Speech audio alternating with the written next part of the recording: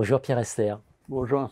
Pierre Esther, vous êtes ancien dirigeant d'IBM, ancien dirigeant de Capgemini et aujourd'hui, vous êtes traducteur. Voilà, vous traduisez Sabotage, point d'exclamation, l'ouvrage de Robert Gelford, Bob Frisch et Kerry Green, édition Feuillantine. Vous êtes éditeur associé au Feuillantine.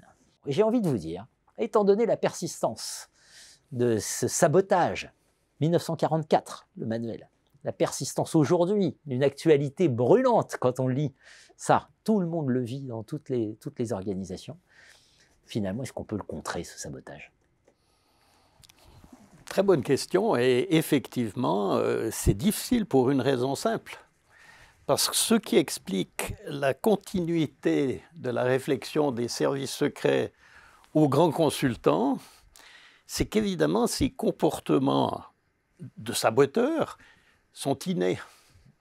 Ce n'est pas quelque chose de superficiel qui dépend de ceci, qui dépend de cela, c'est inné. Donc, c'est constant. Il faut d'abord les repérer parce qu'une des caractéristiques, quand on veut bien saboter sans se faire prendre, il faut qu'on fasse des choses qui soient très très proches de la normale et qu'on ne puisse presque pas distinguer de la normale. Donc dans chaque chapitre du livre, on explique comment repérer le sabotage, parfois en soi-même. Il y a des passages tout à fait savoureux dans le livre où il dit « mais c'est toi, patron, dirigeant, la source du sabotage, parce que tu insistes pour qu'on obéisse aux règles. » Donc d'abord, repérer. Une fois qu'on l'a repéré, il faut se dire « mais attends, à quoi c'est dû? Quelles sont les catégories de saboteurs ?» Par exemple, il y a un des sabotages qui s'appelle le sabotage par la parole. Et il y a des saboteurs par la parole qui parlent tout le temps. Il y a des saboteurs par la parole qui veulent tout expliquer. Il y a des saboteurs par la parole qui adorent s'écouter et se répéter, etc., etc. Donc, comment les mettre dans... savoir exactement de quel type de sabotage il s'agit et par quel type de personne. Et ensuite, dans chacun des chapitres du livre, les corrections. Et les corrections sont... il y en a qui sont assez sophistiquées. Il y en a d'autres qui sont d'une simplicité où on se dit « mais attends, qu'est-ce que ça fait dans ce bouquin ?» etc. Puis ensuite, en y réfléchissant, on se dit « mais attends, finalement, je ne le fais pas assez. » Par exemple, dans des réunions où tout le monde veut aller hors sujet, où personne ne veut arriver à la décision, donc on essaye de retarder, etc.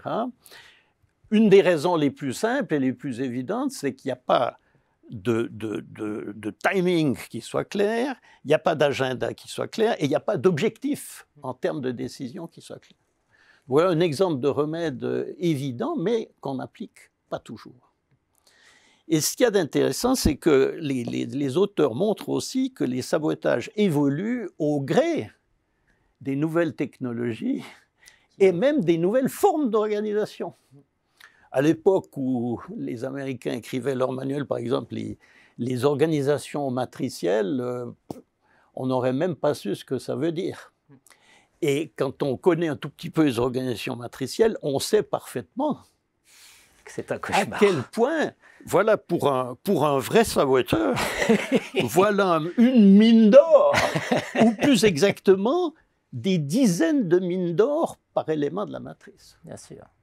Sabotage, édition au Feuillantine, accompagné du manuel des services secrets américains, un document historique extrêmement précieux. Je suis content que le livre vous ait plu. Oui, il est savoureux. Voilà, il est savoureux. Merci à vous, Pierre Esther. Merci.